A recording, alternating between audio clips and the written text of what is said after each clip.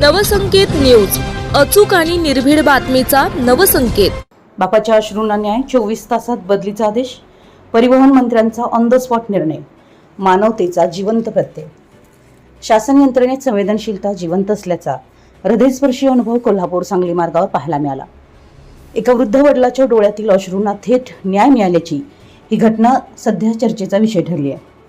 रुकडी फाट्यावर काही ग्रामस्थांसह उभे असलेल्या नायकू गवानी या वृद्ध नागरिकांनी आपला मुलगा एसटी चालक अमोल गवानी याच्या बदलीसाठी कळकळीची विनंती केली.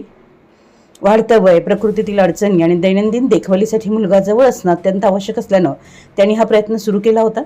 माहितीनुसार नायकू गवाने हे मागील काही दिवसांपासून आपल्या मुलाच्या बदलीसाठी पाठपुरावा करत होते.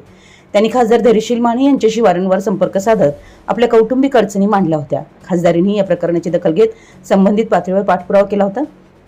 दरम्यान राज्याचे परिवहन मंत्री प्रताप सरनाईक यांचा दौरा सुरू असताना रुकडीजवळील फाट्यावर ग्रामस्थांनी ताफा थांबवला. त्यावेळी नायकू गवानी यांनी प्रत्यक्ष मंत्र्यांसमोर आपली व्यथा मांडली. भर उन्हात स्वतः वाहनातून उतरून मंत्र्यांनी त्यांची समस्या शांतपणे ऐकून घेतली.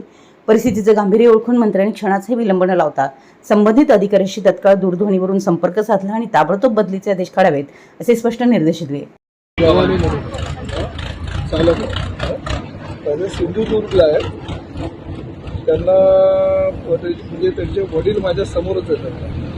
पॅरालिसिस झाला आहे आणि आई वडिलांची सेवा करायला त्याच्यावर जबाबदारी आहे. तर ताबडतोब आजच्याच त्याची बदली करून